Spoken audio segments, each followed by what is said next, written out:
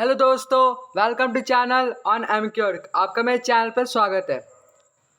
विषय विज्ञान कक्षा 7 कार्यपत्र 13। तो चैप्टर का नाम है हमारा प्राणियों में पोषण। ठीक है, आज का हमारा टॉपिक है अमीबा में संभरण एवं पाचन। मतलब क्या होता है? Feeding and digesting in amoeba. मतलब अमीबा का मतलब थोड़ा फैलना, और अमीबा में कैसे डाइजेशन होता है या पाचन होता है उसे हम देखते हैं आगे। ठीक है, पूरे प्रोसेस को। तो यहाँ पे इस बॉक्स में पहले दिया गया है कुछ ऐसे जीव हैं जो मुंह और पाचन तंत्र के बिना भी अपने भोजन को पचा सकते हैं। यह जीव अमीबा है जो तालाब में पाया जाता है। ठीक है, तो कुछ ऐसे जीव होते हैं जो मुंह और पाचन तंत्र दोनों से ही अपना भोजन पचा सकते हैं। ठीक है, और ये जो ऐसे जीवों को हम क्या कहते हैं? वो जीव जो बिना मुंह और पाचन के भोजन को पचा लेते हैं, तो ऐसे जीव को हम अमीबा कहते हैं। ठीक है, और ये कहाँ पाए जाते हैं? तालाब में पाए जाते हैं। आगे देखते हैं अमीबा की मुख्य विशेषताएं। तो इसकी 5 मुख्य विशेषताएं दी गई है, तो इन्हें पढ़ते हैं और समझते हैं क्यों। तो इसकी कोशिका में एक कोशिकीय झिल्ली होती है। मतलब एक कोशिकीय झिल्ली होती है, मतलब ये। ठीक है, ये एक ही कोशिका है, पूरा यूनिसेलुलर है। ठीक है, एक कोशिकीय, इसमें एक ही स्ट्रक्चर है, 1 न्यूक्लियस है। तो ये क्या, एक स्ट्रक्चर हो गया ये कोशिका। ठीक है, अब सेकंड पॉइंट है कोशिका में एक गोल संघन केंद्रक होता है। ठीक है, कोशिका में एक गोल संघन केंद्रक होता है। तो कोशिका में क्या होता है? जैसे ये कोशिका है हमारा, तो इसके अंदर क्या है? न्यूक्लियस। तो ये क्या होता है? गोल होता है। ठीक है, तो एक गोल हमारा क्या होता है? न्यूक्लियस होता है कोशिका का। अब थर्ड क्या है? कोशिका द्रव्य में बुलबुले के समान अनेक ध्वनियाँ होती हैं।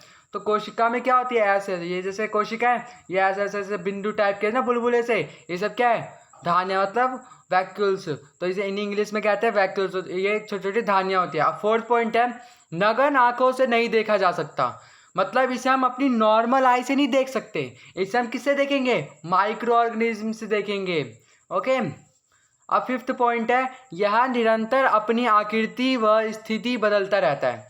ठीक है, ये अब जो अमीबा है, ये अमीबा ये क्या करता है? अपनी आकृति को या अपनी पोजीशन, मतलब स्थिति को बदलते रहता है। ठीक है, कभी बढ़ती है, कभी घटती नहीं है, कभी बढ़ती है, या एक दूसरे से टूट टूट के बनती रहती है अलग अलग कोशिकाएं। अब आगे देखते हैं अमीबा में संभरण का पाचन। तो अमीबा में संभरण का पाचन तो क्या है? इसका इंग्लिश में मीनिंग समझेंगे तो feeding and digestion in amoeba. मतलब फीडिंग और डाइजेशन समझेंगे अमीबा में कैसे होता है। ठीक है, यहाँ से हम देखेंगे। तो यहाँ पे लिखा है अमीबा निरंतर अपनी आकृति एवं स्थिति बदलता रहता है। तो अमीबा क्या है? अपनी आकृति को, शेप्स को और स्थिति, मतलब अपनी पोजीशन को बदलता रहता है बार बार। और यह एक अथवा अधिक उंगली के समान प्रवृत्ति निकालता रहता है। मतलब यार देखो, ये अमीबा हो गया। तो ये क्या होता है कि फिंगर लाइक स्ट्रक्चर, इसको हम मतलब जो अधिक उंगली बोल रहा है, अधिक उंगली के साथ प्रवृत्ति निकालता रहता है। तो ये देखो, ये फिंगर लाइक स्ट्रक्चर ऐसे बनाता है। ठीक है, इनके बीच से क्या होती है? जो भी अनडाइजेस्टेड फूड होती है उसको निकालता रहता है। ठीक है, अब देखते हैं आगे। जिन्हें पादाभ अर्थात कृत्रिम पाव कहते हैं। जिन्हें क्या कहते हैं? पादाभ कहते हैं, या सीडोपोडिया। इंग्लिश में कहेंगे सीडोपोडिया, हिंदी में कहेंगे पादाभ कहते हैं। ठीक है, आकृति कृत्रिम पाव। दूसरा नाम क्या होता है इसका? आकृतिक अर्थात कृत्रिम पाव कहते हैं। ठीक है, अब आगे हम जो इन्हें गति देने एवं भोजन पकड़ने में सहायता करते हैं। मतलब ये क्या करते हैं? उसको जो अमीबा है उसको मूवमेंट करने में, मतलब उसको हिलाने डुलाने में या मूवमेंट करने में, या भोजन को मतलब इनटेक करने के लिए क्या करते हैं? हेल्पफुल होते हैं। ठीक है, अमीबा कुछ सूक्ष्म जीवों का आहार करता है। अमीबा जो है कुछ सूक्ष्म जीवों को खाते हैं, और खाद्य पदार्थ उसकी खाद्य धानी में फंस जाते हैं, और खाद्य धानी में ही पाचक रस स्रावित होते हैं। मतलब जो डाइजेस्टिव जूस जो होता है, पाचक रस, उसकी वजह से ही जो अमीबा है वो क्या कर पाते हैं?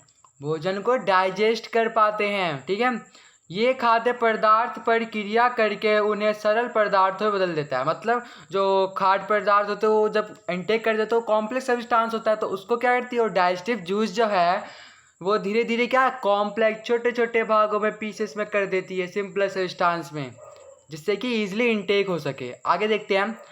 पचा हुआ खाद्य धीरे धीरे अवशोषित हो जाता है, मतलब धीरे धीरे डाइजेस्ट हो जाता है। और अवशोषित मतलब जो इनडाइजेस्टेड जो अवशोषित पदार्थ है अमीबा की वृद्धि रख रखाव एवं गुणन के लिए उपयोग किए जाते हैं। बिना पचा अपशिष्ट खाद्यधानी द्वारा बाहर निकाल दिया जाता है। मतलब जो वैक्यूल्स होते हैं ना, वैक्यूल्स सॉरी वो खाद्यदानी, हिंदी में कहेंगे खाद्यदानी और खाद्यधानी, और हिंदी में इंग्लिश में क्या कहेंगे, वैक्यूल्स।